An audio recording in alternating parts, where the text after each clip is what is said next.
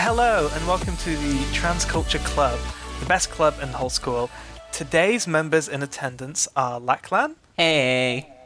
Zeria. Hey. And Jackie. Yeah, hello.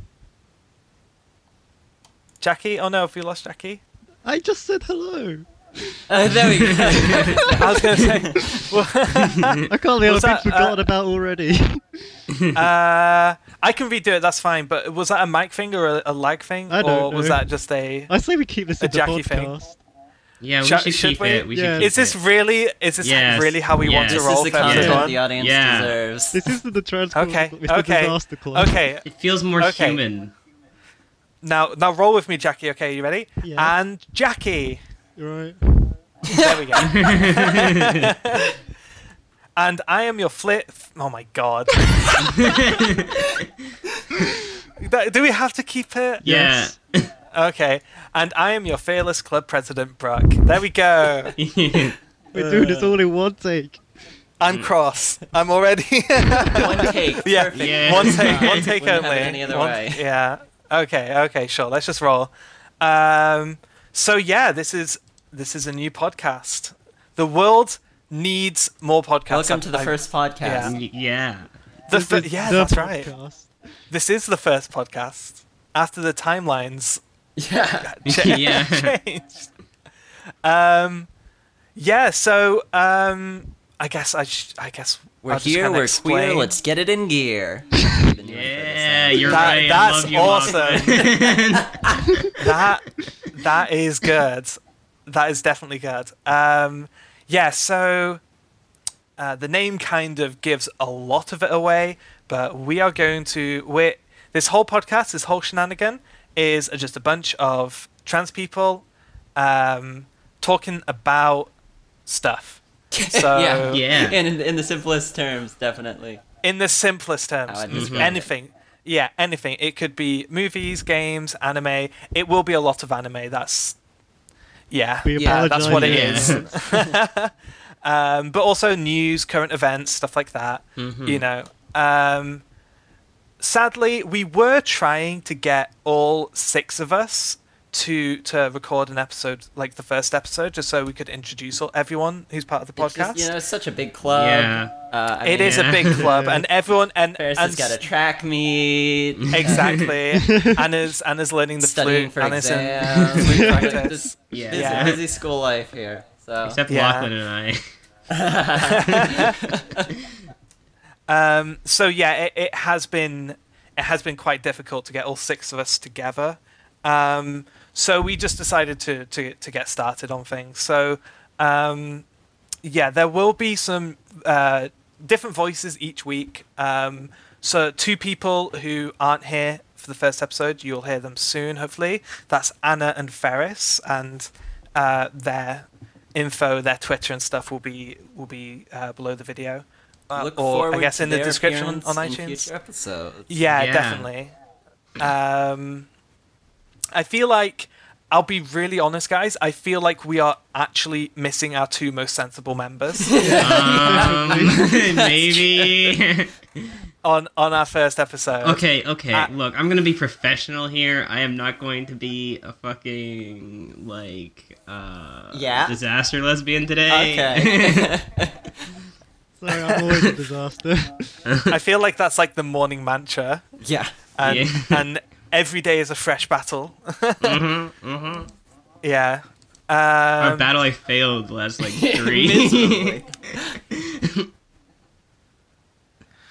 Okay. So yeah.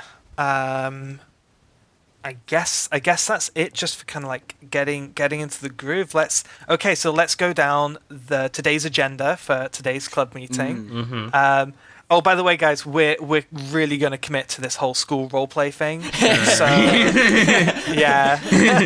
Outside of this fourth wall break right here, we're gonna really work to make this outside of a this seamless narrative only experience for you. Yes. Yeah, this is definitely the only time we will break character.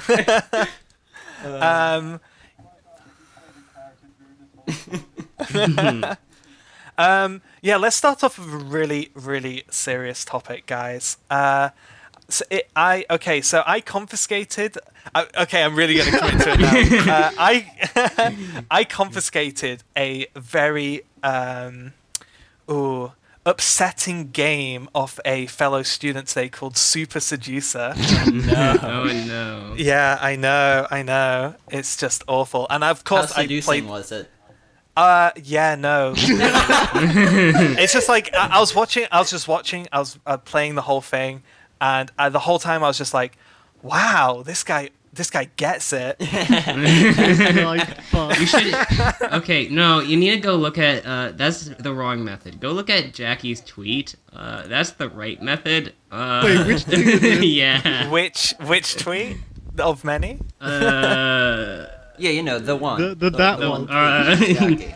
Their tweet that is about. It's a Japanese colloquial. That's all you need. Yeah, that's what you need to say. It worked. Anime is a There you Japanese go. colloquial. Dang. Yeah. Yeah. So, okay, let's be real. We all know about this game, right? Mhm. Have any of us like watched or played more than like a 5-second clip and not immediately gone, okay, this is exactly what this No, is? Brooke, I've lived it. no. I mean, I I have did not go. done that. This is exactly what this is, but I have seen probably like 5 to 10 minutes of the gameplay. It's not really gameplay, but you know, of the shit show, the horror. that Yeah. is. It's my favorite visual novel. Yeah. Higurashi, God. get out. Yeah. No, this is more so- terrifying than Higurashi. Yeah. Well, it's definitely more sinister. Yeah. There's definitely like, yeah, there's some real like heavy consent stuff. Like, Ooh, yeah. okay, so Yeah. let's explain what Super Seducer is. For anyone And who I'm gonna doesn't need, know. yeah, and I'm gonna need some help here because I'm gonna be really honest. I barely know. So this is a Kickstarted. Yeah, I believe so. He kickstarted it. Okay, didn't it get taken down off Kickstarter though? Ooh. That... Okay, someone in the background do some googling while I kind of just Yeah, hit us, Brooke. So yeah, it's like a visual novel style game. So it's FMV, right? This really kind of I've really been racking my brain for like the look that this guy's got going on. Yeah. It's not a sexy look. It's not a seducing look. It's It looks like they got a guy just okay. off the Here's a real deep cut here. The Faraday character from Lost. If anyone, okay, is that a reference people vaguely can know of this. get down with? Okay. Oh. Because like I'm picturing him in my head, and I am drawing comparisons like other people, like really not seduced kind of people. But yeah, they're not coming out. But no, he's like overly groomed, Yeah. long haired, kind of very dime a dozen beard, super twinky looking, just douchebag, right? Yeah. I'm sorry, but a lot of this. So the story with the Kickstarter is he attempted to kickstart it, but Kickstarter took it down. Really? So Wow, it did not get okay. successfully kickstarted. Okay, cool. So there's FMV, and he'll pose a problem, right? And the whole gist of this game is that it's making you a better seducer.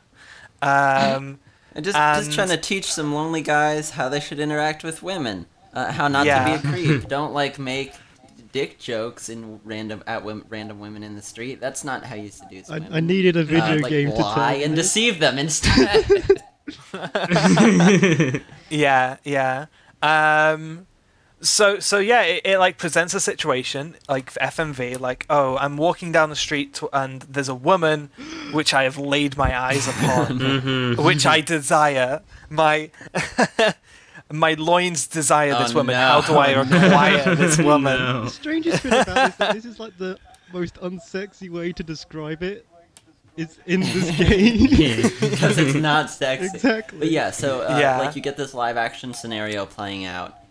He's like narrating the sort of like the inner monologue in the situation, and then it pauses and you get a multiple choice, like choose your own adventure style thing with 4 basic approach options. And so There's some whichever- joke ones though, right? Well, Maybe they're like, I hope jokes. they're jokes. Okay. I give them Yeah, some, I'll so- give them some credit and say they're supposed to be jokes if we want to. Oh, they're definitely supposed to be jokes. They're just not. Okay, the ones I saw were not funny. That doesn't stop. But yeah, I think it's like 4 to 6. I recall Okay, seeing yeah. 6, and 2 of them were like obvious jokes. But yeah, eventually the right answer in this situation of there's a woman on the street which I desire, how do I get? It's like block was her to path. to block her path, approach her directly from the front, and force her into a conversation, and give her like I think it was like some empty compliment, like your hair looks really beautiful today. Can we talk? Can I? Ah, it's so weird. It's like who thinks it's gonna work? Look, Lachlan, fucking straight guys, they've got issues. Yeah. Okay. I'm sorry. It's true. not hashtag not all straight men. True, because I'll be real. A lot of the discourse, for lack of a better word, I feel like it's not discourse because discourse has 2 sides. Yeah, this Yeah. is very one-sided. Yeah. Dogpiling. Let's call it dogpiling. A lot of the dogpiling I saw about this game was actually just dudes just being like, "What the fuck is Yeah, this guy talking definitely. It's about?" bad Yeah. press for them for sure. Yeah. Yeah. But to quickly flesh out those games mechanics, once you pick your option, he'll go like take that general approach that'll play out in live action, and then if it was the wrong one, you'll be transported to his hotel room. Except actually, it's his Oh my bedroom. God. Apparently, as he later qualified, where he's just got a few scantily clad women, hanging out, and he'll sit on his bed and explain to you why that was the wrong choice. Yeah. And the psychology of why. What making deep dick jokes mechanics? at women isn't how you pick them up. That's some deep mechanics. Oh yeah, deep always No has other deep visual psychology. novel is so advanced. Oh, I just realized something, guys. There's absolutely going to be like a speedrunning community around this game. Isn't that what guys have been doing in Oh real my life for like God. decades now? Hold on, I gotta go get the world record. So the other news item surrounding the game is the fact that it was slated to be released on the PlayStation 4's digital store. Yeah, but I after heard this like whole shit show around it sprung up, PlayStation pulled the game. They said obviously they don't want to have to deal with that on their platform, and so now it's sort of balls in Steam's court because the game is still up on there. And It won't go down off Steam. I'll be Yeah. very surprised if it went down on Steam. Yeah. I'll be perfectly honest. There are games on Steam that need to be off Steam more than this Yes. game. yeah, for Yeah. There's like literal Yeah, hate speech games up on there. Yeah. But it is really interesting that Sony denied it because there's some real garbage on the Sony sure. store. yeah. Yeah, there it is. But it does seem like Sony's priorities here are more content over quality, right? Because Yeah. Sony has no quality control over their They store don't care about at having all. like just mechanically bad and broken games on the store so Yeah, much as yeah. like a blatantly offensive one. And apparently, specifically, they have like a sort of female division over at Sony to like try and craft content that appeals to the female Whoa, player base. Sony fucking woke. Yeah. Yeah. and so that like department specifically took issue with the game, and they're part of like the forces within the company that Sure. pushed to get it removed. I'll be perfectly honest. Even if I don't know if I'd be that bothered if it did go up on like platforms. Here's the thing. I find this game to be incredibly sad. Yeah. More than offensive. As long as people know that this is just not It's been so like thoroughly lampooned that like any Exactly. threat it could pose or harm it could do has kind of been cut off at the knees. Yeah, I mean, I don't know, because don't get me wrong, it is definitely like super misogynistic, but at the same time, I don't know. I It's, feel like there's a pitiably scale, naively right? so. Yeah. Yeah, because here's the thing: there are lots of games out there in which you acquire women, right? Yeah. And I feel like this game just does it in such hilariously bad taste. Yeah. But if we really, like, where do we draw the line, right? On saying like, Okay, so games in which you like, I feel like dating sims would fall somewhere on this. Yeah, scale, I mean they're less like right? creepy, but they're still pretty like the same fundamental problems. Yeah, exactly. I don't know. I feel like the most important thing this game has done is start conversations. Yeah. And honestly, like, I literally could not care less if this game was like on sale and like just sells no copies. Yeah. Because it can't have that much content, let's be real. No, that's not much. But yeah, that's a really crazy thing. Like, honestly, when I first saw it, I was like, I was genuinely surprised that it existed. Yeah. Not from the whole problematic standpoint, but just like that genuine commitment to an FMV multiple choice game. Yeah. Reminds me of all those games on the old Sega CD. 2018. Yeah. That, I mean, FMV is Reinvigorating making the genre. He's doing the Lord's work. Good job. FMV is making a really super low key comeback. Like super low key. And it has been for a while. I feel like maybe the last kind of 4-5 years of just indie games, there have been like maybe 1 or 2 indie games a year that have done some neat FMV stuff. But like this is just a full on like FMV like text like text input. Yeah. Well, no, A that's not text right. But you know what I mean. adjuster. Yeah. Yeah, Text basically, yeah. epic relay. Absolutely. The Neo Genesis It's on the Evo. Yeah, level no. of the Iliad and If I'm- Odyssey. It'll go down in history next to Homer's works. Homer Simpson. jokes. Yeah. If I'm perfectly honest, and this is really from the heart, I do not want the failure of Super Seducer to hurt the To chances. sully the name of. Yeah, to Yeah. set a bad precedent for FMV. I want someone to go out there, some like 2 college kids to go out there, film, direct, and make their own FMV game. Obviously, not one about acquiring women, but like whatever they want, and put out mechanically identical game to Super Seducer, but something that's pure and good. Yeah. I would be so happy to Make it to about play that. acquiring women as a woman. And I'll buy it. That Lesbian would definitely flirting be. simulator. Yeah, I don't need a simulator. Yeah, I feel like that would be a step in the right direction. Or how about acquiring Pokemon cards at your school? Yeah, that actually sounds like great. Oh my god. Yeah, so yeah, that's Free game really ideas. that is the thing. That is my strongest opinion about this whole thing. Is I really hope that there Maybe- wasn't. Like, maybe it goes the other way. Maybe it helps them. Yeah, Like, this maybe is the like- most prominence an FMV Yeah, it's like game more has probably visibility. gotten in a while. Like, people Maybe. go, oh, FMVs exist, alright, like, those are cool. I mean, let's be real. Yeah, people definitely are looking at Super Seducer and thinking FMV's making a comeback. I mean, whatever comes after can only be an improvement. So Yeah. Yeah. It's gonna be like all FPSs were Doom clones for a while. Super- From now this is on, the Super FMV Seducer games. clones. Yeah. Yeah. Okay, that's definitely the most time we can give that. Yeah. I mean, that's a really funny thing, though. I'm glad we talked about it. Yeah. That's this podcast's first ever topic. Nice. Yeah. That might be going down in history. That might be the greatest thing that Super Seducer can play. Wow, you're right. Wouldn't that be amazing? I hope he doesn't want any royalties. We're making Okay. millions. Let's move on to, I guess, kind of another vaguely negative video game topic. Although that definitely, I want to talk about the positive aspects of this as well.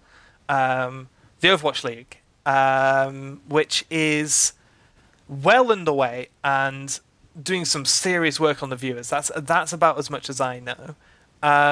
However, there have been controversies recently.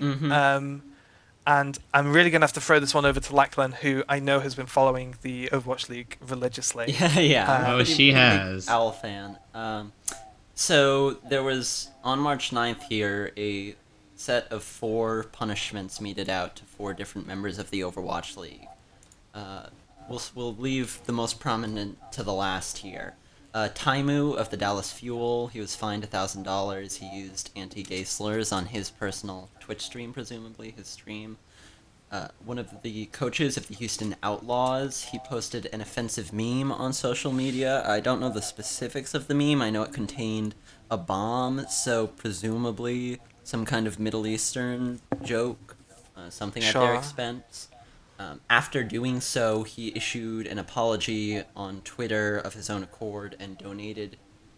Oh no! You know what? So he issued the apology and then he made a donation to the Hiroshima Peace Culture Foundation. Oh. So presumably it was a nuclear bomb joke. Okay. And he's Korean. So there is, some historical tension between those two countries. Yeah, I feel like that is actually interesting context. I do feel like, because if you I feel like even among like Western bad people, Hiroshima jokes are not really in vogue. Yeah. Yeah. So yeah, the context of he's Korean definitely does make more sense about that, yeah. And then his reprimand from the league came in the form of a formal warning. They took into account the fact that he apologized and made that donation of his own accord, so he didn't get like a direct monetary punishment. Silk Thread from the Los Angeles Valiant, he was fined $1,000 for account sharing, so that's less problematic and more sort of a cheating. That's definitely something. I can say that's definitely something that comes up in League of Legends quite a lot. They're very strict about it. And then finally, the big one, XQC, also of the Dallas Fuel, received a 4-match suspension and was fined $4,000. Now, he used a disparaging emote, a racially disparaging emote.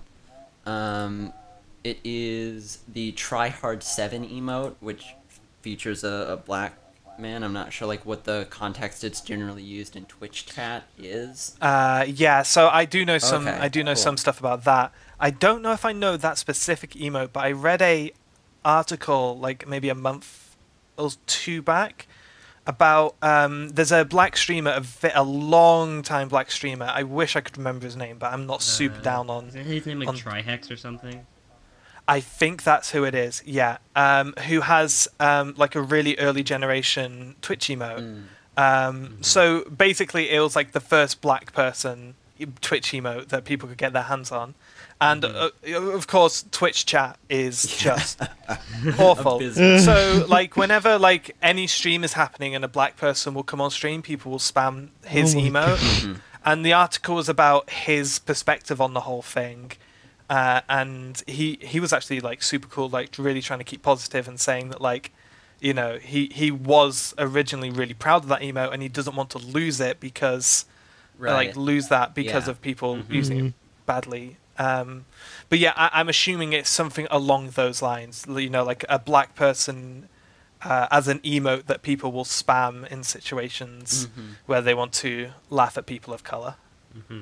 And then in addition to the use of that emote, he talked poorly of the Overwatch League casters.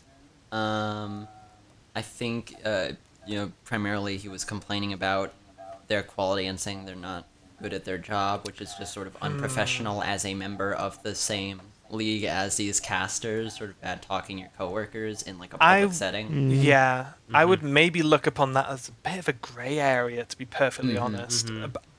I don't know, like, the sort of extent of that disparagement of those casters and what language ended up getting used during those comments. XQC, if you don't know, if you haven't seen, any clips of him, he's a very excitable, very rash individual who's not afraid to pull out the language, so... Yeah. And so the context for his punishment here being so relatively severe is the fact that in the previous group, or previous stage of the Overwatch League, he was suspended there for homophobic remarks made about the player Muma, who's openly gay, from the Houston Outlaws. Yeah. And I mean, XQC going into the league was known sort of for this because, as I said, that's just sort of in his personality to be loud and rambunctious and rude.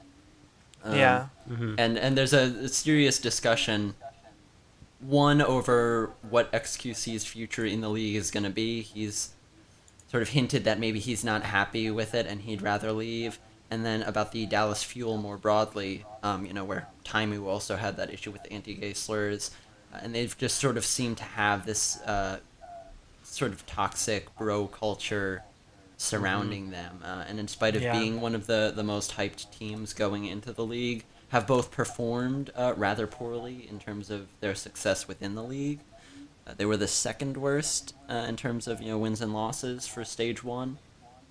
And have all this controversy surrounding them.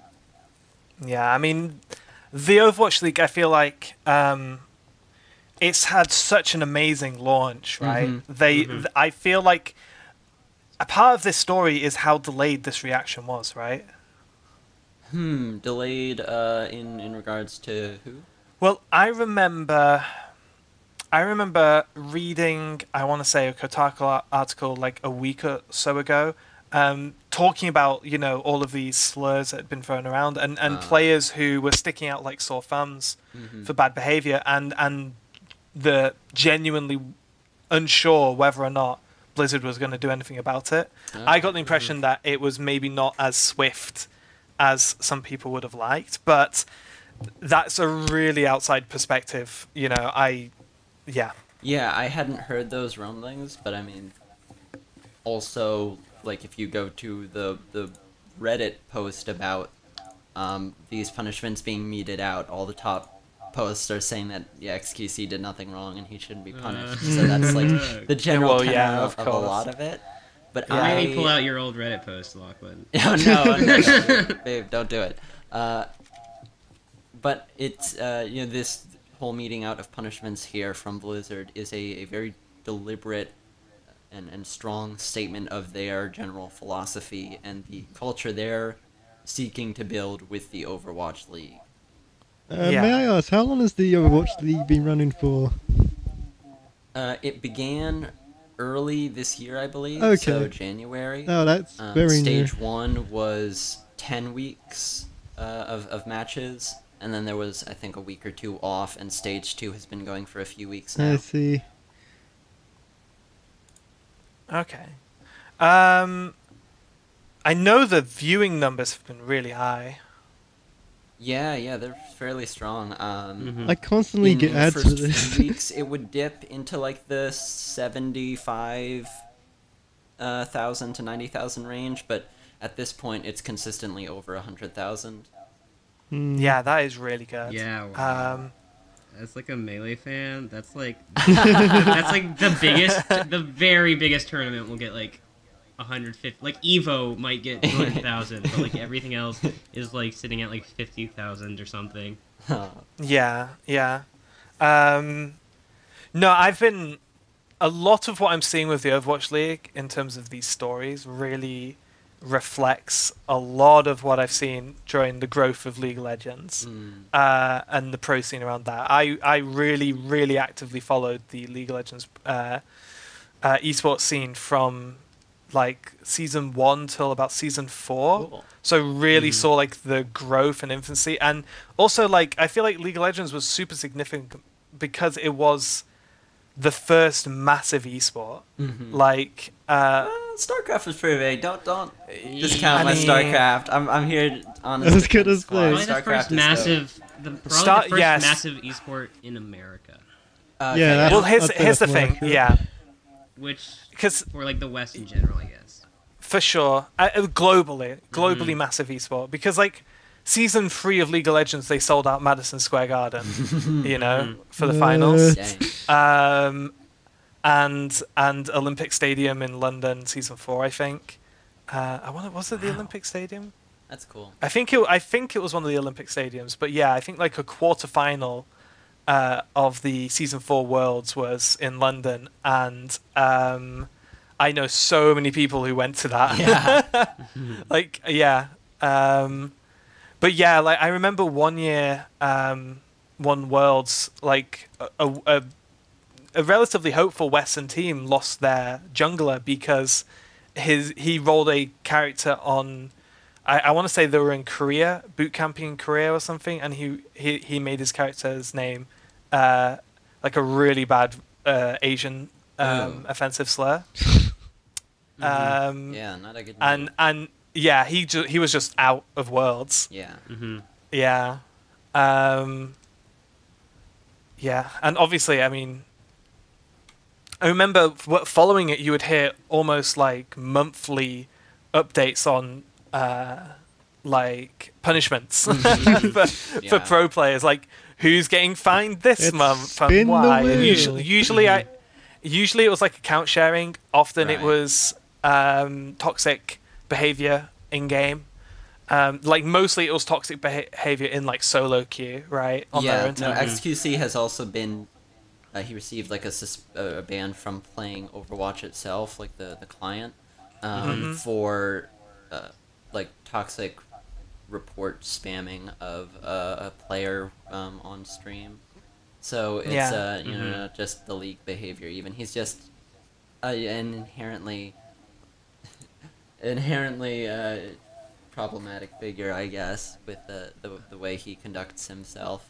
I find this like really interesting because like from Melee, there's no like overarching like league or like there's no one like controlling it. Like tournaments are all like run by different people and stuff, so it's really just a very like it's a much more disconnected thing. So like I mean sometimes tournaments will like band together to do stuff. Like this one guy like sexually assaulted this girl he was swimming with. I remember that story. And he's like permanently banned from like US tournaments basically now. Cool. Since he was like Brazilian. But like there's no like overarching league. So if someone was like just like racist, like there's not really any like recourse other than like hoping the tournament leaders like and like the tournaments like they want to make as many people come as they can. So like if it's a big name, they probably won't ban them unless the backlash is so intense that like they think like tons of participants are gonna drop out. Yeah, so it's really interesting to hear like how it differs when there's like a company that's like trying to do like real PR and like controls the whole thing. Yeah, I feel like the Overwatch League is almost like super important, right? Because like Riot has run their LCS, the League Championship Series, for and also Riot run Worlds and several other major competitions too.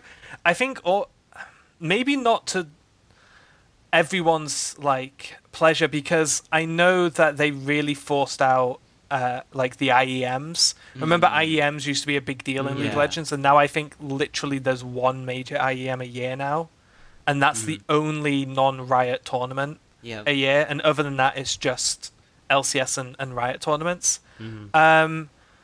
So it's definitely got some precedent, right, for the and Valve do it with their games as well, right? Like the makers of the game run the pro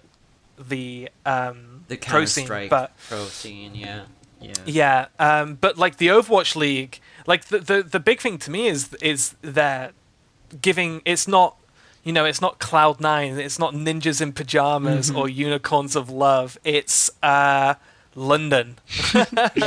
You know what I mean? A big part Seoul. of their whole strategy with this league is to give you know, a broad audience an easy in terms of becoming people who follow the league by just utilizing that local team loyalty that conventional sports leverage for their benefit. Yeah, I feel like that was a really smart move as well, because I've been following esports for a long time, so I know who Cloud9 are, right? But you know, I feel like if someone's like, let's say someone bought Overwatch and they weren't super into esports or anything, but Overwatch had such like a massive reach, right, and touched so many people who weren't typically into really hardcore online games. So for those people to be like, oh, do I cheer for Cloud9 or TSM? You know, I totally understand. I think it's super smart. To my understanding, though, isn't those organizations are still running the teams, right? I want to say, isn't London a Cloud9 It is team? Yeah. So like the big dominant team prior to the formation of the Overwatch League was Lunatic High. So they basically just like took that roster and staff and infrastructure, and they became the Seoul Dynasty. And a lot of these teams are, pre-existing pro teams that just sort of became whatever team of these sets of 12, I think, teams that there are in the league. Yeah. But I was meaning more not just rosters, but like the actual, like Cloud9 is a big esports organization that has. I'm not sure like to what degree they still technically run the London Spitfire as they'd now be, and like what degree of control they exert over it. And I'm not even sure how public that is. That might be more behind the scenes contractual stuff with Owl. I mean, I feel like it's almost necessary, right? Because where are you going to get that infrastructure from if you don't bring in those organizations to some degree? Although you also have teams like the Boston Uprising, which were just formed out of the ether, basically, constructed from a lot of less prominent players who weren't big esports names, and they just brought in a coach who had done, I think, StarCraft and some other stuff. He's just general, professional skill set is coaching esports. Sure. And they built that team. So there is like a variety of approaches going on. Yeah, and that's definitely, that happens a lot. Like, I think a big one I know is Unicorns of Love, were just some 5 dudes in the Challenger series who kept winning.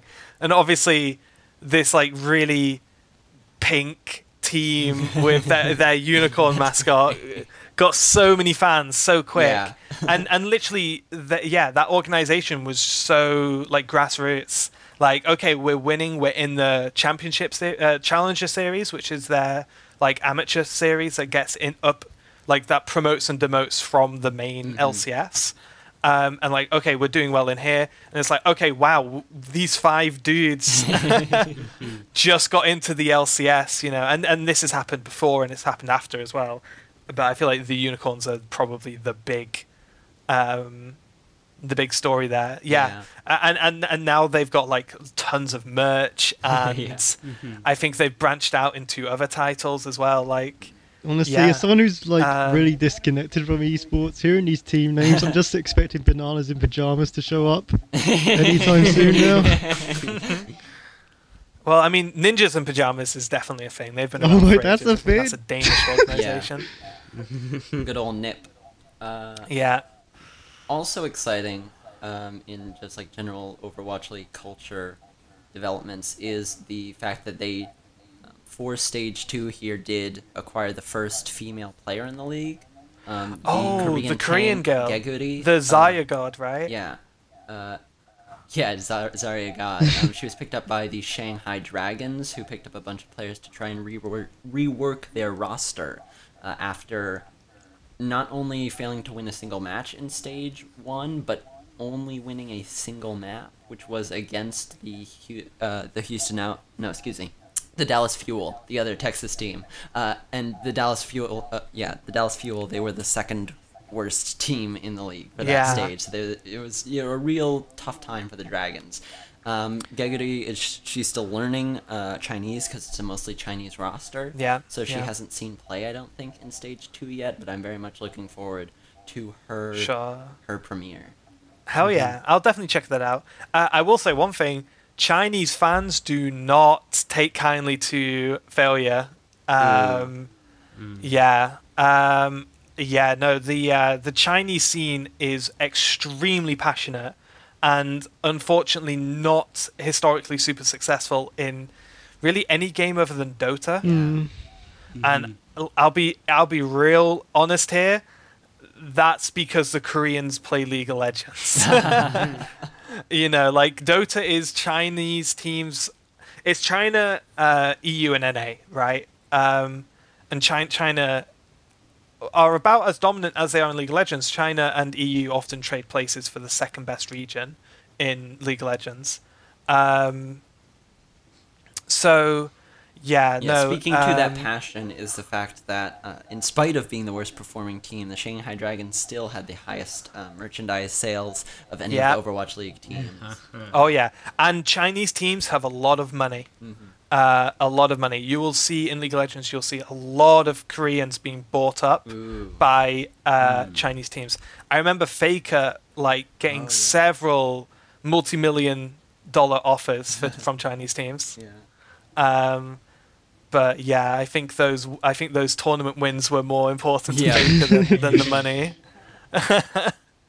I remember one year. I remember after one Worlds, a Korean-dominated Worlds, every big Korean team just got picked apart by Chinese teams, and there was a huge exodus of Korean talent, and the Korean leagues dropped seriously in overall skill rating. Of course, by 1 year later they completely bounced back. Their talent. Yeah, exactly. They completely bounced back and dominated again in Worlds. But yeah, no, Chinese teams have bank. Yeah, no, I honestly, I want to watch more Overwatch League, to be perfectly honest. There's a London team. I feel like I should be cheering, and they won, right?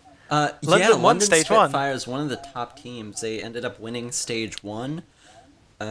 So they're one to cheer for. You should be proud of your hometown Jackie, squad. we should watch just London games. Honestly, I feel like this sounds really more fun than what the Twitch ad said it was, because I thought it was just some standard esports thing, but hearing about all these teams and how it's like a league and everything, that sounds fun. Yeah, it's a good time. And plus it's Overwatch, which is just delightful. Yeah, I have more normie quote-unquote friends who live in California, which is where the Overwatch League stadium is, and they're tweeting about and showing the selfies from them they are attending the matches, and it's a real cool event there that people get to go and take part in. And if the Overwatch League gets big enough and it continues to be successful enough, and then they intend to in the long term get stadiums for each of the teams to have home stadiums, you could go see London matches in London. That'd be great. Oh my god.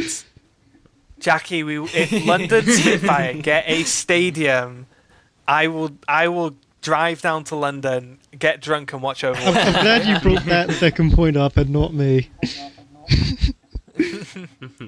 I do not know what their drinking policies are in Overwatch League attendance. Well, I know this is one thing I know about the Overwatch League, is that there is a dedicated pub in London for the Overwatch League. What? Wait, that's awesome. Really? You need well, it's not a pub for the Overwatch League, but you know how pubs always have sports on the telly? Yeah, that's what they're showing. They always have the Overwatch League on the telly in there, and they've got a culture. Yo, you need to tell me what this place is. I will find that for you. Yes.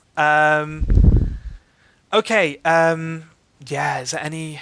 The only tangent I feel maybe worth pursuing here is when Smash was brought up a while ago. That really made me think, are we sleeping on the Smash announcement? Is that an impromptu topic we should maybe talk about? I mean, it's been announced. There's not much to discuss. Yeah, okay. No, we need to hear Darius' theory on who each character in the background is. No, because if you let me go, I'm just gonna fucking rant about how Melee is gonna be better and how I'm fucking salty at Sakurai for not making Melee again. And you don't want that, so we're just gonna stop.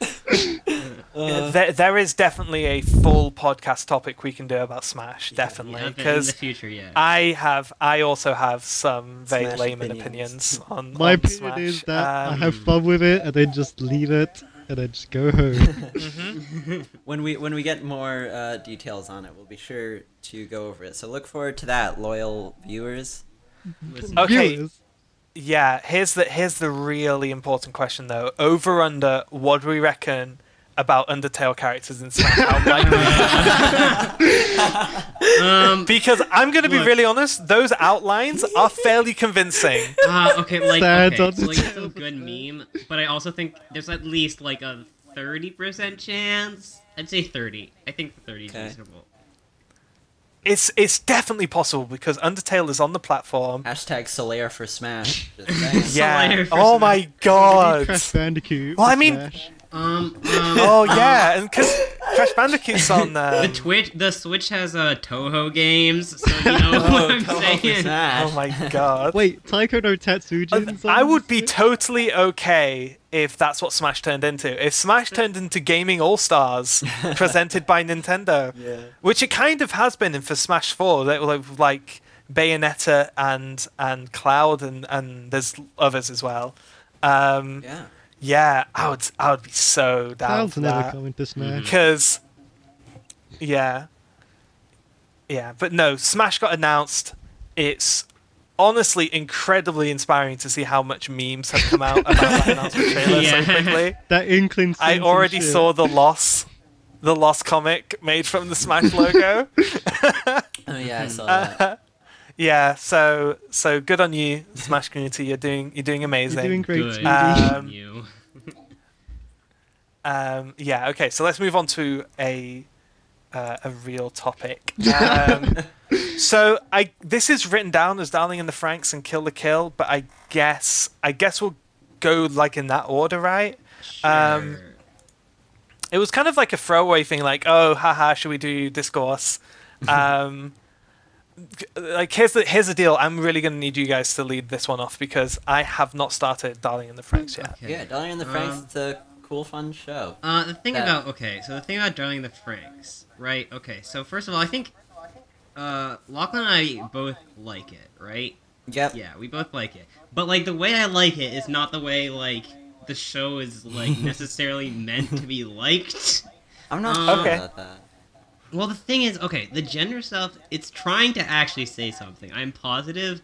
Yeah, probably. There's, like, and it's bad. But it's fucking hilarious how, like, stupid the gender stuff is. Yeah. It makes it more fun. Because, like, there's that episode where they literally, like, fucking divide the, they tape, like, masking tape and run That's a like whole some line early down their 2000s house. stuff. That's some real early 2000s anime stuff. And I love that stuff. Like, it's bad. What it's trying to say about gender is, like, dumb, but it's, like, hilarious. The moment that sort of sounds- typifies this for me is at the start of, not the newest episode, the one preceding that, episode 8, I believe. That's the beach one, right? Oh, the beach one. So episode 9, yeah. They are in this opening action scene. We get speed lines on the top and bottom of the screen. Mm-hmm. And then the speed lines fade into just the scene is now letterboxed. And this scene that they're presenting, cinematic, letterboxing, dramatic, is the girls' jumpsuits getting melted off by like an acid attack from the monster they're fighting, and the boys like blushing about seeing them partially naked. Like that's what deserves the letterboxing. It's so like transparently, hilariously dumb. Interesting, because I am currently rewatching Kill the Kill, right? And there's definitely parallels between the stuff you're saying about this show and Kill the Kill, because like. But Kill the Kill has dumb gender stuff too. But the thing is, Kill la Kill's directed by a bad director. I was wondering Darling how in the long Franxx is directed by a good director. Spicy. I don't know who directed Kill the Kill, Zaria but is if he not a directed fan of Kill the Kill, Hiroyuki Imaishi, the director of Kill la Kill, along with things like Panty and Stocking. But I like Oh. Nishigori. Oh, not like Darling in the Franxx, Nishigori, excuse me. so he's yeah, good. Gurren Lagann, Luluko, all that good stuff. oh, in that case, he is a good director. He's a bad director. On the other Are you hand, kidding me? On the other hand, Atsushi Nishigori, the director of Darling in the Goripon. Franxx, is good. And makes. He good directed anime. Idolmaster. That's his other big directorial credit, along with Yeah. designing the characters for Panty and Stocking and Gurren There is Lagann. in Kill the Kill there is a gag where they literally make a self-aware "Don't lose your way" gag like 10 episodes There's in. like funny jokes. It's just a bad show. Kill la Kill, Imaishi's style fucking sucks. It's great. But this might be just because I love Yeah. Loose and Laid Back and Dumb. I just said Nishigori is good. I It's love it. just that Imaishi's style. Go watch fucking Sex and Violence with Mach Speed and tell me he's a good director. Sex and Violence with Mach Speed. I have, and it is good. I like it a lot. Okay. I'm not joking. It's 7 minutes and I couldn't finish more than 3. Sure. Yeah. I think Kill la Kill. I'll let you guys keep going with Darling in the Franxx, though. I before think Kill la kinda get Kill into- says what it's trying to say about yeah, it gender does. more competently than Darling in the Franxx. Definitely. That doesn't, isn't necessarily to speak to how. It's well put together, it's just bad. Yeah. Zaria just very much dislikes Hiroyuki Imaishi's style. That's the long and short. I like It's a Gurren Lagann, it's though. a Gurren Lagann's shame. good.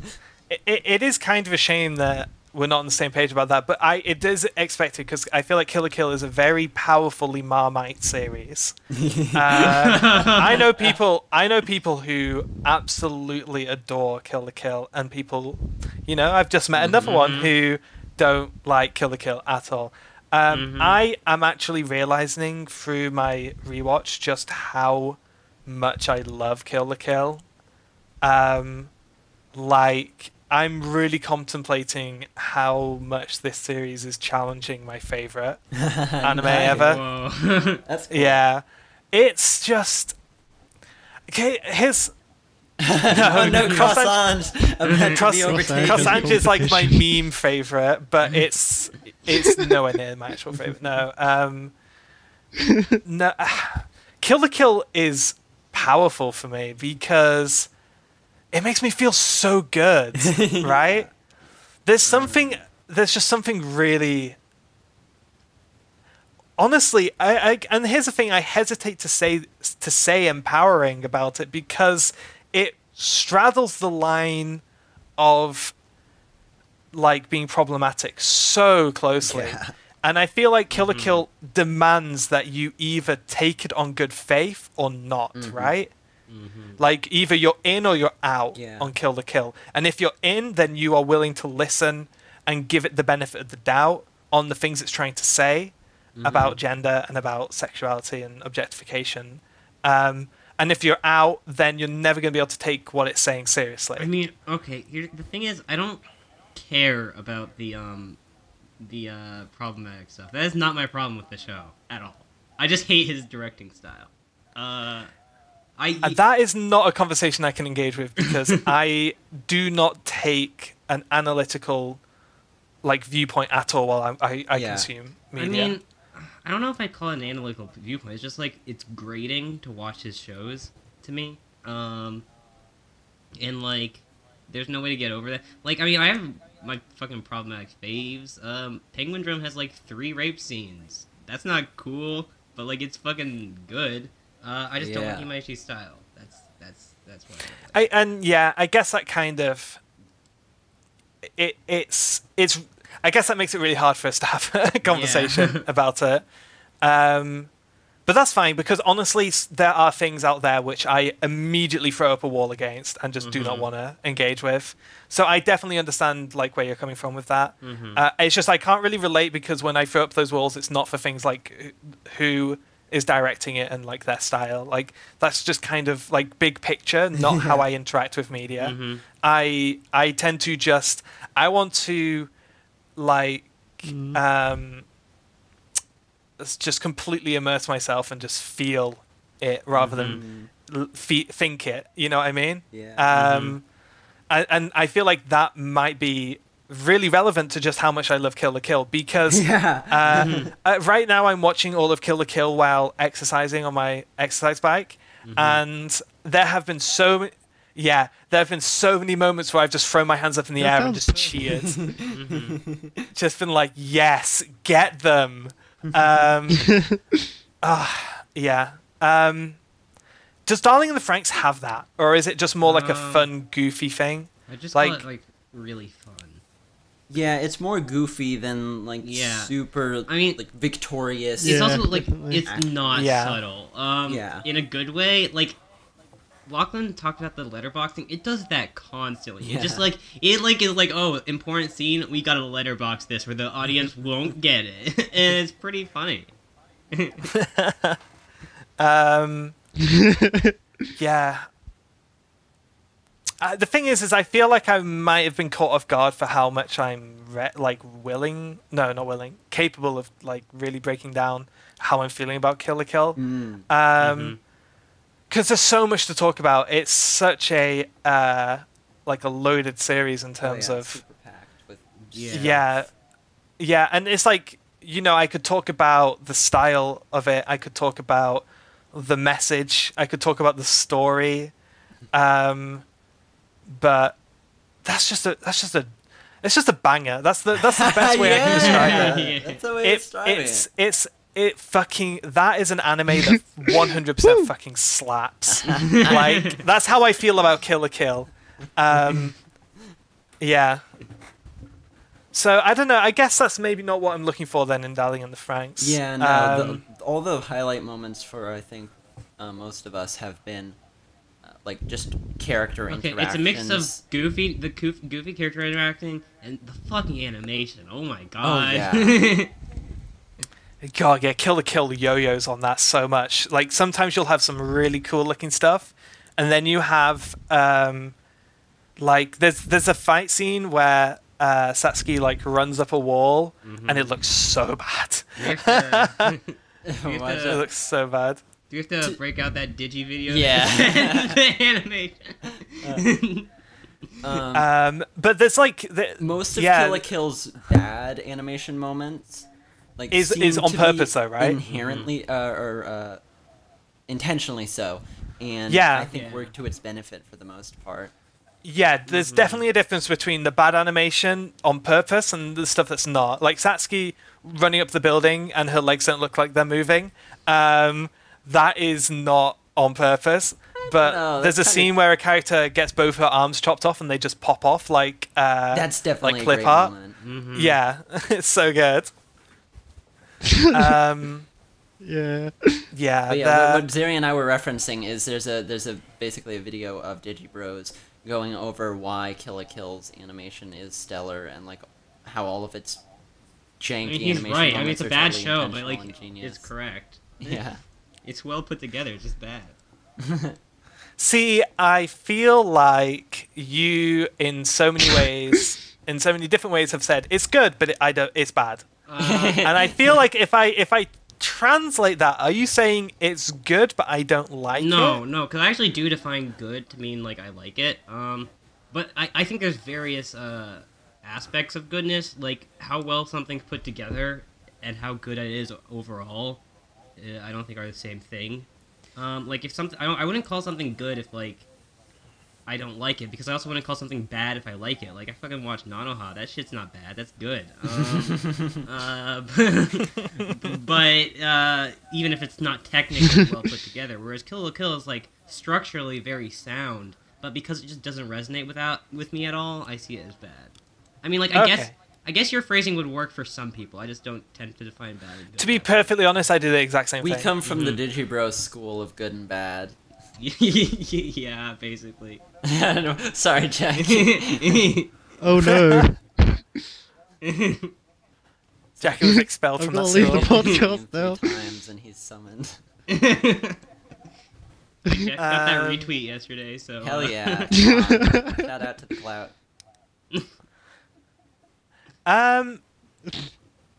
Okay, so is there much more we can dive into on those? Because we do have a juicy final topic, and before I get to that, I want to do not until we It's find finished out whether or not airing. Ikuno is gay. Yeah. But okay. it'll go up like That would 2 decide if it's a points 1 or a if 10. that's the case. So It'll go from a unironically- 6 out of 10 to an 8 out of 10 if she's gay. unironically, yeah. So, but no, not for now. I don't think we have anything else to say. Okay, cool. So I feel like our final topic is maybe too juicy. So I'm gonna get a little bit of housekeeping done before that. Okay. So I'm Okay. gonna talk about the Butt Club. Mm-hmm. So one of the things we're going to be doing with this podcast is once a month we are going to be doing a Butt Club.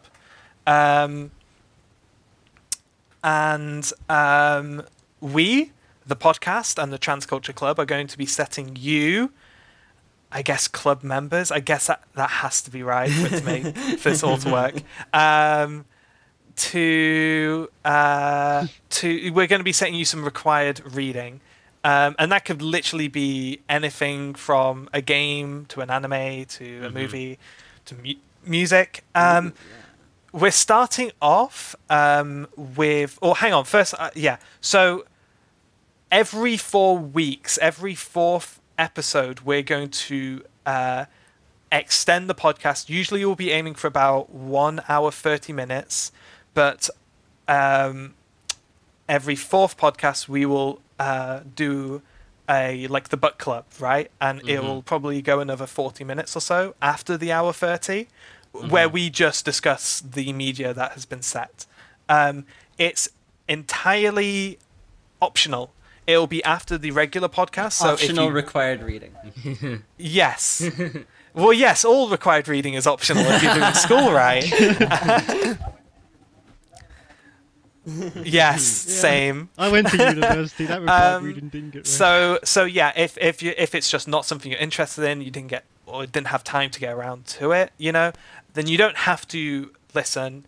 But maybe you might anyway. I've definitely listened to people on podcasts discussing media that I haven't personally seen, and it can be quite entertaining. But yeah, it will definitely be afterwards, and you'll have 4 weeks to go out there and acquire. We will try and provide places which you can legally acquire these whatever we've set. Just if doing it that way is your jam. But yeah, it will be every 4 weeks, and just kind of like a fun little book club. So to start off with, on episode 4, we will be discussing the feature film Mad Max Fury Road, which I'm just gonna be honest. I think we absolutely nailed it, because we were really struggling to come up with what should be our first piece of media to set ourselves. I think Mad Max Fury Road is like as good as we could have chosen, honestly. Oh, shame. I don't know. I'm very sad that Garzy's got wing. down. Jackie was really gunning for that. Is that? I'm guessing that's a meme, but is that actually a real thing? It's a real meme. Let's put it that way. It's a real good meme. It is. Okay. It's a real good one. Definitely one that I think would not be a bad book club in the future. Sure. Yeah. And we're definitely open to recommendations as well. Like, let's be honest, if there's a lot of people shouting at us to watch something, we'll probably watch it and talk about it. Except Utana. Please. You're right there. Oh my god. Sorry about that. What? Luckily, I managed to make it as silent as possible, so hopefully Don't worry, editors we'll can cut cut it that out. out. Yeah. You tell people stuff, but still come in the room. Oh. No, this is good as well. Okay, so back on topic. What were we talking about? Fury Road. Yeah. Book club. Yeah, so regarding Fury Road, I believe me and Zaria are the only ones of the 6 of us who have seen it, which is honestly kind of impressive, because this is one hell of a movie. Just like, it won a significant amount of Oscars. Yeah, I think that really matters. I don't watch live action stuff. I exist in a 2D plane. Okay, that's fair enough. If that is the case, I can honestly say if that is the case, then this movie is a suitable transition. No. Because I mean, I've watched I'm not it before, opposed and to I still watching- exist in the 2D plane. I'm not Yeah. opposed to watching live action stuff. Whatsoever. It's just the circumstances in which I find myself. to be perfectly honest, yeah, me too. If it's not on Netflix, I tend not to watch live action stuff anymore, like at all. But yeah, so I want to know. So Jackie and Lachlan, what do you guys know about this movie, and like, what's your expectations going in? Just I like, know you know, a decent quick amount little chat. about it. It's an incredibly bombastic action film. It's really well put together. I mean, it's an entry in the Mad Max Fury Road franchise, which is pretty storied, and if we want to tie it back to anime, the initial films in that franchise had a not insignificant influence upon a whole generation of definitely. anime that came out and drew upon that sort of wasteland aesthetic. I feel like it built that aesthetic. Yeah, Yeah, Flip I mean, Flappers has that's- a Mad Max Fury Road episode, which is pretty fantastic. Yeah. Well, a Mad Max to Oh, I remember that. yeah, to kind of put that into context, Fury Road is kind of a soft reboot of the Mad Max series. I think it is a canonical sequel, but definitely a soft reboot. You know, obviously it's a new actor and stuff. Right. But it has very little, if nothing, to do with those previous movies. It's a really, really clean entry point. Yeah, like, what are your expectations in terms of enjoyment? I'm sure are you I'll expecting? be a big fan. Yeah.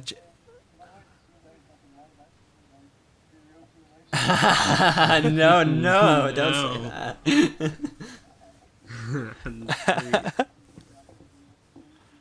No, it's good fun. It's not bad fun. It's yeah, I was really tempted almost to recommend to add a one of the making of features from the, I think, Blu-ray onto this as well, just because, like, once you've, and this is for everyone as well, once you have finished watching this movie, just look into it, read up on how they made this film, because it is absolutely spectacular. Every single car and every single stunt was performed with real props and real stunt people. There is very little CGI in the whole movie, and that is just unbelievable. Yeah, even the explosions are real. Like, I feel like there's one major CGI moment. Other than that, it's all just, you know, coloring and stuff, because it's a very colourful movie. I'm really excited. We can to tell. talk about this film. Yeah. And also, I feel like we're doing good work getting more people to watch that in general. So yeah, it is out on DVD and Blu-ray. I do not believe it is available for streaming on any major platforms, but it's definitely available to rent or buy on digital platforms for sure. I don't think it's too much of a spoiler to say it's worth it. If you're the kind of person who, like me, makes a choice between purchasing a movie or renting a movie off like iTunes or Amazon, I would definitely recommend it being a purchase, because it is a film that I have watched twice already. Right. And I'm eager to watch it again for the podcast, and will almost certainly watch it again after. And I'm not someone who rewatches a lot of movies. It was also enough of a blockbuster that I'm sure a decent portion of the listener base here has, seen it themselves, so they'll have the correct context for the discussion we'll have on it in 3 episodes from now here. Yes. Yeah, for sure. So look forward to that indeed. Yeah. Okay, so let's get into the final topic, which I guess was kind of an impromptu elephant in the room style deal. So I guess there's a lot of setup here. So. Okay. Yeah, so I'm going to moderate this. And yeah. Okay, so I think first. Okay, so should we like start with what the last few days have been? Yeah. So Zaria and I have ended up doing probably like close to 20 hours of streaming over the past 3 days. Yeah. And like 24 hours easily of being in voice chat like, with each other and others. And she wooed me over, and we're very much romantically involved at this point. Yeah. Okay, I'll stop giggling. Mhm. Yeah, I need like a giggle bell that I can ring if the giggling gets out of control. But yeah, so I personally was not entirely aware of this until these two chuckleheads came onto the came into. Yeah, for sure. Yeah, so it's definitely a new thing, right? This is yeah, I mean, like a spontaneous As of, thing. like 2 days ago. Zaria's I mean, been like- Okay. prepping me for... I have liked her longer than 2 days, but this extent is recent. Yeah, like 2 days Sure, ago recent. So this serves as a kind of like a multi-purpose discussion, so you guys can actually kind of clear, like, you know, I guess. Oh I yeah, guess no, go our public our is newfound maybe a little relationship, bit too ground. is but- an interesting One. jumping off point, if you will, for like a discussion of monogamy and polyamory. Yeah. Because- Which also, a little more setup is that we already talked about this kind of in our Yeah. first stream that's unfortunately not recorded. Didn't archive. So we unfortunately lost my amazing rant. on the Zara subject. is very torn up about losing her monologue there, but yeah, we'll go over the topic because I think it's a deeply interesting one. Because Zari is mono and I am pretty poly, and so like that just Oh. brings an interesting dynamic into the whole relationship. Yeah. Yeah. Okay, so I'm definitely curious. I am also very monogamous. Yeah. I'm Yeah, probably not like um, very monogamous. I mean, like as monogamous people go, I'm probably like not that, not like that So, intensely. Obviously. I feel like there's two sides, right? And this is a good example of, one side being different from the other. Because I feel like most relationships, it's either two mono people or two poly people. Typically speaking, I think personally speaking, I do not believe I could be in a relationship with someone who is polyamorous. Yeah. Because that would just not be healthy for me. And I feel like that is kind of fairly typical for mono people. Yeah. Obviously not everyone, but typical. So, and also I think poly people as well tend to gravitate more towards other poly people just because, most mono people, I think, are not super open-minded to the polybilities. So yeah, I'm super curious about your whole perspective in this area because as a fellow mono, Strap yourselves in. Okay, so we need to like start with where I talked about in the stream, which is like, so it started with like Lachlan said something along the lines of like, okay, so she was like talking about being into me, right? Okay, and she, It's very subtly, like, theoretically, if Yeah, I was she into said- someone. if I was into, she was like, if I was into someone mono, and I like, I might be willing to like go mono for them, and I was like, and like that's an interesting thing because mono people don't have to decide that kind of stuff. So then it started with me being like, okay, like I do think like a lot of mono people do have like romantic feelings for like more than one person. They just don't want to like be in a relationship with more than one person. yeah. I definitely I don't feel think that. like and then so I started by correcting her on that, and then I like got into a whole thing about like the difference between platonic and romantic love that I can't possibly like conjure up again, unfortunately. But really it ultimately comes down to like, so like at this stage in our relationship I don't think there's like problems, right? Now like if we were actually moving into it together, which like then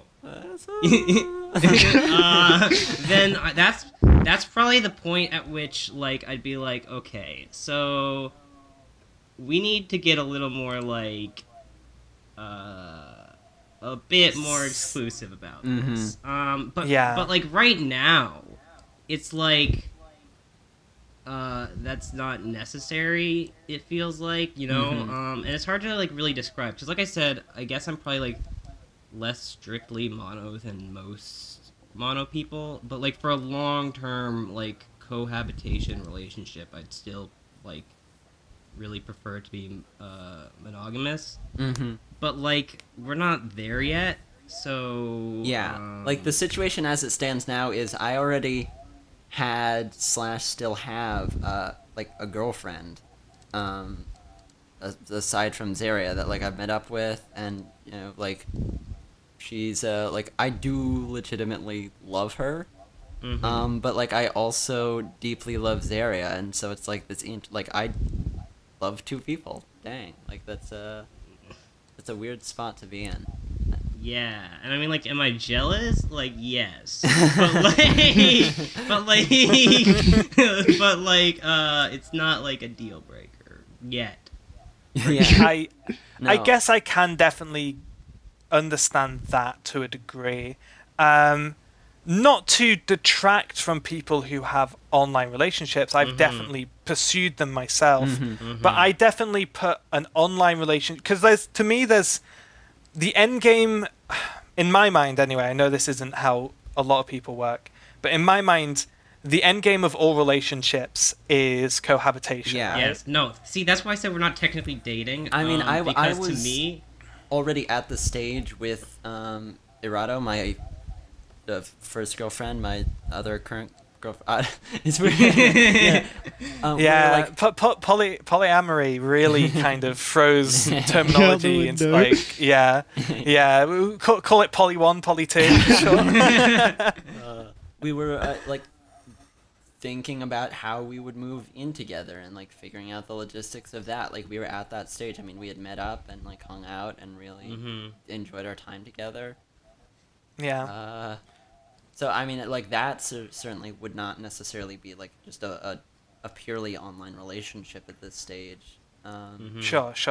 That's definitely bridging the gap, I think, because like to kind of expand on what I was saying before, I don't consider an internet relationship to be endgame. Right. Yeah. Like I consider it's the way for me that I see relationships working is I need a relationship to have a progression, a possible progression.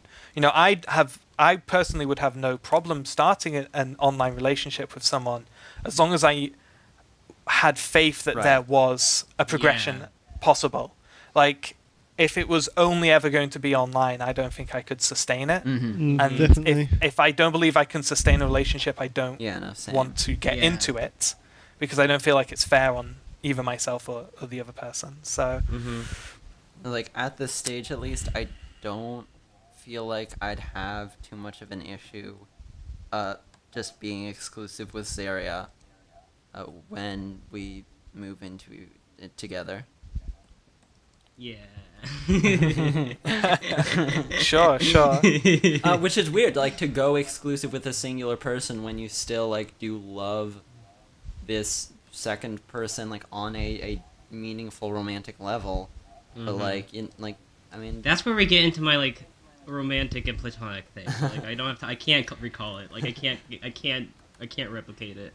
I'll make that concession. Do you guys mind if I make some if I kind of like really peel this back a little bit and ask some questions that maybe aren't super comfortable? Okay. Let's say Lachlan, you're at the stage where you're at let's call it poly 2, right? Yeah. Zaria, poly 2. What happens if there's a poly 3? Oh yeah, that's that's I don't know. Is that something you've considered, It's Zaria? something I don't necessarily anticipate. Thing is, like, I mean, like, I don't know, it could happen. If it happens, we'll deal with it then. I mean, that is a possibility in all relationships. It's Yeah, just no, I feel it like the rules are much clearer for mono or poly relationships, right? For me, because for me Go with on. poly 1 and poly 2, like there's a pretty deep like personal connection and sort of overlapping of experiences there that I don't think is super common, and that sort of reduces the chances of that happening. I mean, like I've got a lot of crushes because there's a lot of cute girls and NBs out there, and like I'm Well, sure yeah, two guys everyone's got exist loads of somewhere. crushes.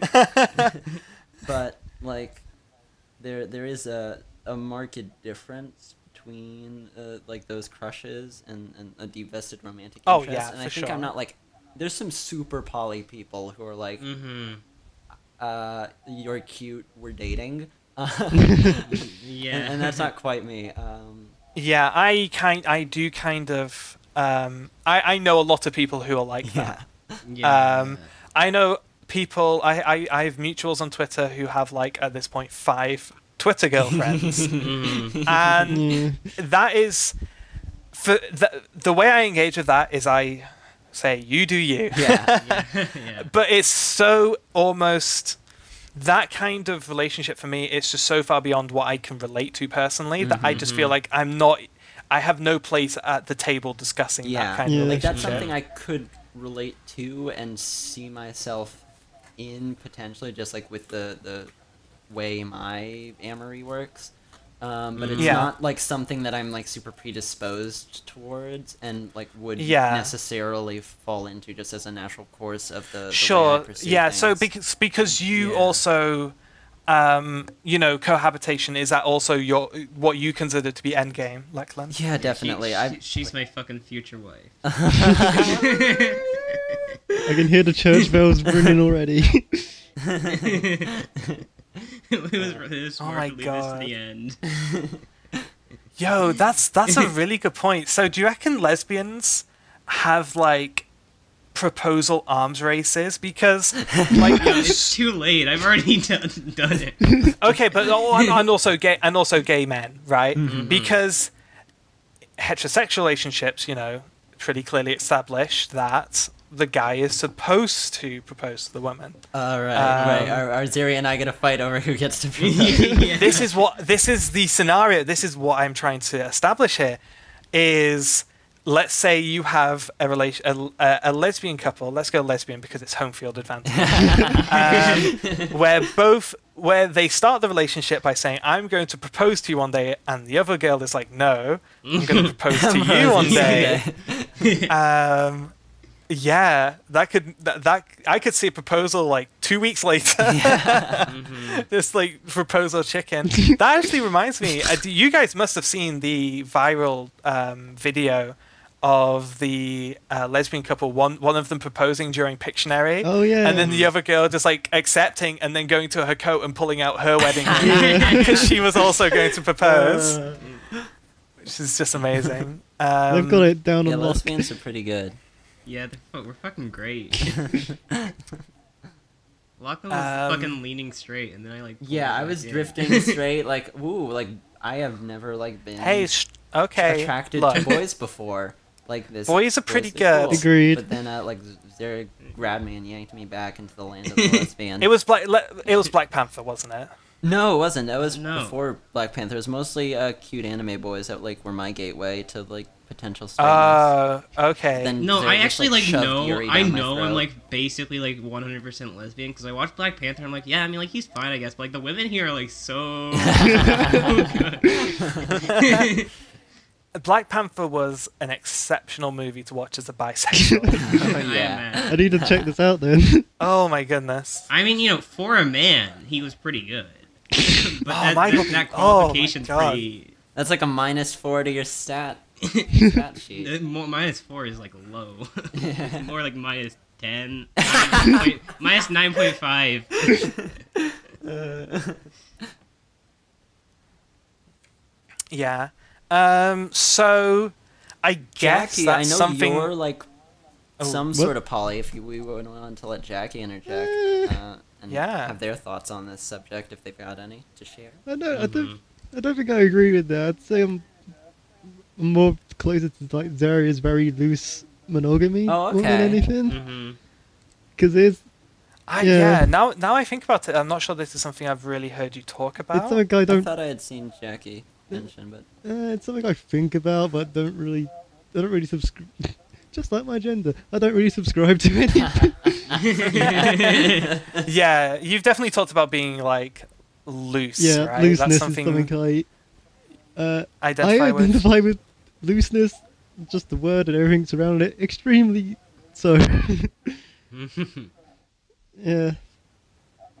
But I think the more interesting point is about cohabitation, just because that is something so far off my mind that Yeah, for that Lachlan being and I, the it's end just goal like of something's just instantly really like we're like, strange to okay, me. so how do we like do this? I mean, it's like an absurd, stupid, crazy like endeavor, but well, you know, it's a historical fact that lesbians like cohabitate really quickly. So like, yeah. you call lesbian is a phrase for a reason, and we're just fucking we can't let really the a cis phrase? women like keep it. We have to like take it for ourselves. Let me and yeah, ship it's like a all real, my belongings to the opposite coast. yeah. Oh my god! I put U-Haul into Google. The second result is lesbian. Yeah. Nice. It's a like real stereotype. Yeah, lesbians tend to move in together on the second date. Mm-hmm. Yeah. Cool. Oh, but see this bit. It suggests an extreme inclination towards monogamy or committed relationships. I guess I it's a don't bit think. I think hard. that's a bit Fucked it. outdated for lesbians. Like, there's a lot of poly lesbians, Definitely. Yeah. especially Even in like transbians. yeah, obviously yes, but also I feel like even in cis lesbian like culture, I think polyamory is I mean, rampant. It's like a term from like the 80s, so like it's obviously would have shifted. Well, free love, right? That's what free love was, wasn't it? Mm-hmm. From the 70s. I mean, I guess I don't have a super strong grasp on what that term means, but I always kind of took it to mean just let's get fucking. Yeah. Like you, Yeah. all get over here. Get over here. Yeah, no, I'll be real. Thinking about polygamy stresses me out quite a bit. Mm-hmm. I've talked about this before in the past. It's something that I am actively trying to work on because I have a lot of polygamous friends, but it's more a case of the idea that it's something I worry about confronting in my own Right. relationships Mm-hmm. because I know that I am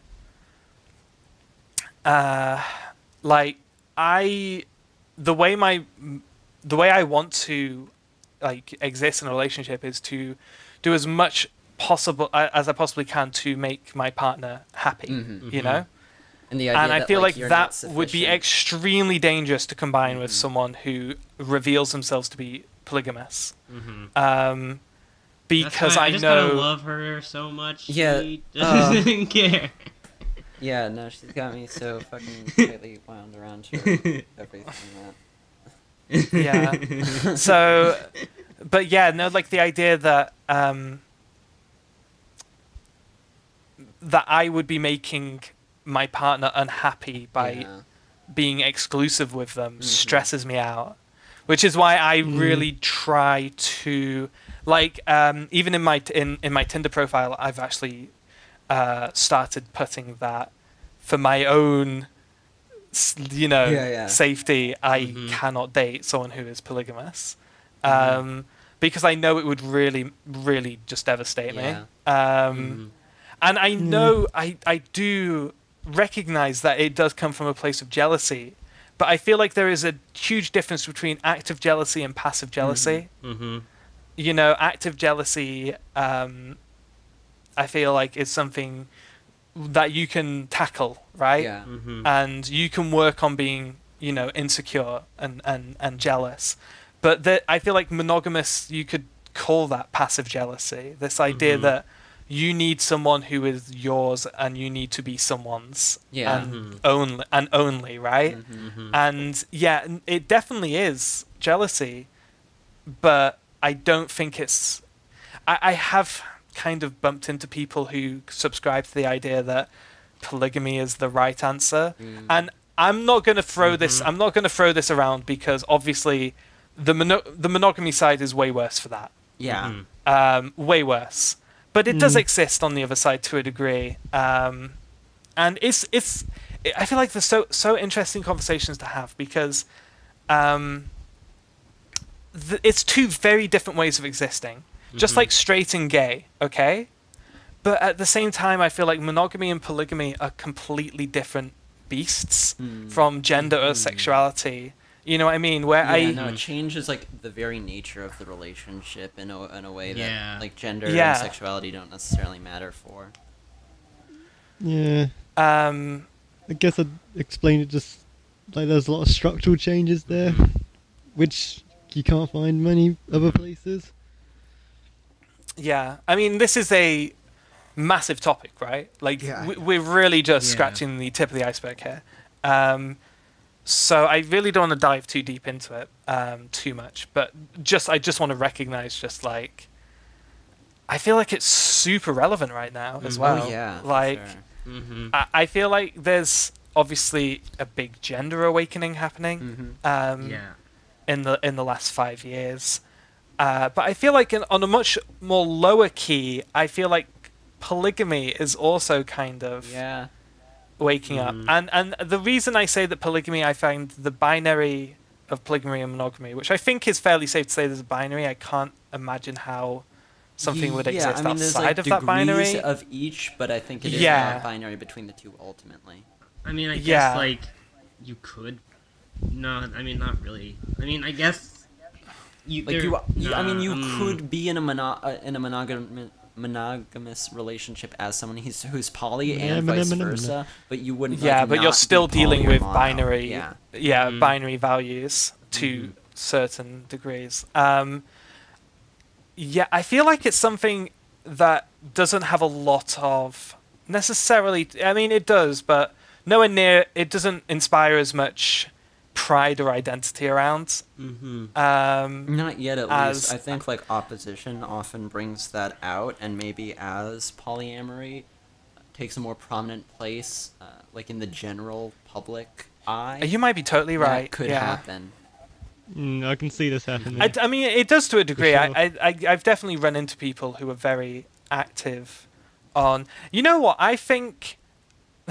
Honestly, what I think if that's going to happen, it's probably going to be the straight polys that lead it, because I feel like the gay and trans poly people have a lot on their hands at the Too minute. busy and they have other fights to wage. You know what I mean? To really, let's start working on our third social movement.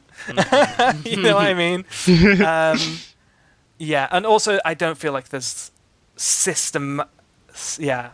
other than I guess Marriage equality. laws. marriage I guess. laws. Yeah, there are marriage laws against polygamy. I don't know if that applies to civic Unless you're civil rich enough. partnerships or not.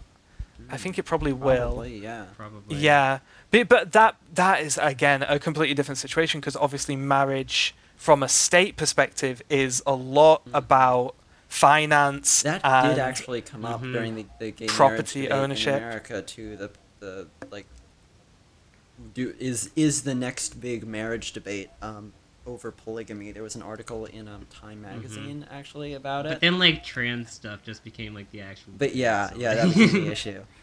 I mean, trans stuff when it comes to marriage debate is such a paradoxical. Oh, that's actually like really interesting. You can't have it both In ways Japan, kind of situation. Like trans people can get married after like legally changing their gender, but like if they were already married, they have to get divorced. Like To even change if they their want to stay gender together legally. to change their gender Because legally, because like you can't that would become a be gay married. marriage, and you Yeah. can't have that. That's what I was talking about, like the you can't have it both ways paradox of, either I'm a woman and this is a gay marriage, or I'm a man and this is a straight marriage. Either way, you're not gonna like I think it. my Yeah. marriage is gay either way, like however they decide to classify us, so we're good. Yeah. Yeah, we've been talking about that. Yeah. Well, I mean, we're The at church time. see us as gay either way. Yeah, it's true. No, we are at time, and I feel I do kind of. I feel like we could have talked for like another hour about polygamy. I think we might could circle that revisit it topic to once come again back. later. Yeah. Yeah. It won't Yeah, stop definitely. being relevant. Yeah. No, it won't. That's for sure. Yeah, that's definitely. for sure. Even amongst members, Yeah. And obviously we're going to talk about the things that are close to our lives. I completely, we're totally out of time. But oh well, it's fine. Yeah, so just a little bit more housekeeping. In future, I mean, we have a lot of ideas for what we want to cover on this podcast. I think right now, all I'll bring up is that we are very open to the ideas of doing Q&A stuff. Yeah.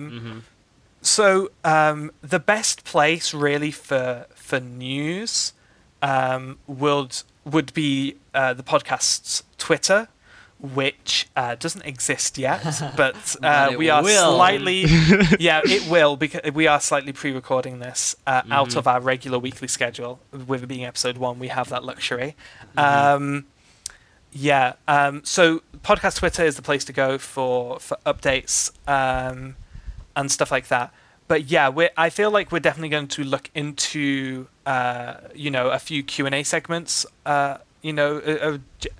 semi-regularly recurring Q&A segment.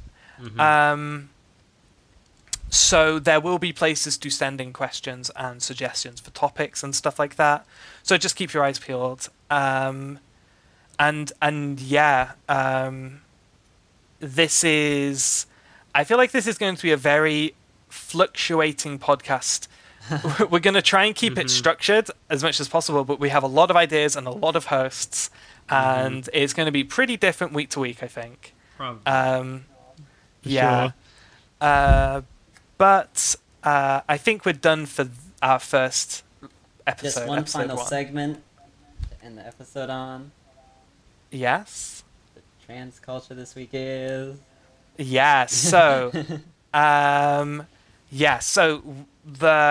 guess to explain it, I don't think we will do this every week, but as it's our first week, we will end the show by declaring what trans culture is.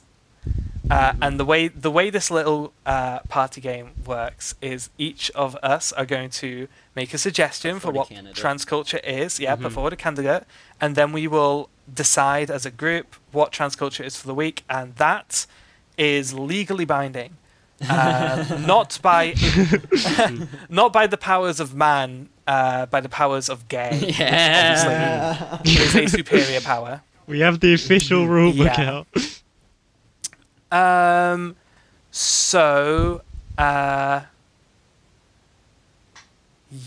Okay. So, who's going first? Let's see. I introduced you. I introduced Lachlan first. So, Lachlan, what is trans culture this week? Trans culture is being in love with Saria. You fucker! I was gonna say that. Fuck! I have to come up with another one.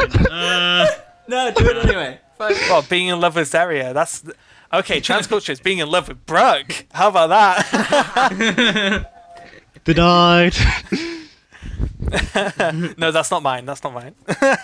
Saria, what's yours? Go on, Saria. What's yours? Well, You're on the spot now. Literally that, but swap Zaria for Lachlan. So, Are you committing or re-rolling? Are you? No, I don't have any other ideas. Committing. I'm committing.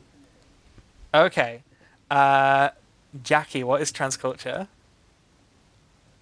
This week, it's having spent most of your childhood reading Evangelion analysis and not understanding a word of what it actually Okay, says. that's strong. Yeah. Trans Shinji's comic canon. Yeah. Okay. Trans culture is Googling how do I gain weight. Yo, that's... Ooh. Zaria's Googling how do I make my girlfriend gain weight. She really needs to. I like Jackie's. I vote Jackie's, yeah. Yeah, that's good. Yeah, By unanimous. Okay. I agree with my pick. So go on, repeat it for us, Jackie. Trans culture is... Trans culture is reading Evangelion analysis when you're young and not understanding a single There we word. go. Yeah. Okay, so same time, same place next week, guys. Don't forget your bags. Don't get home too late, and do not bother doing your homework. It doesn't matter. Yeah, we're the Trans Culture Club, guys. Thank you for listening.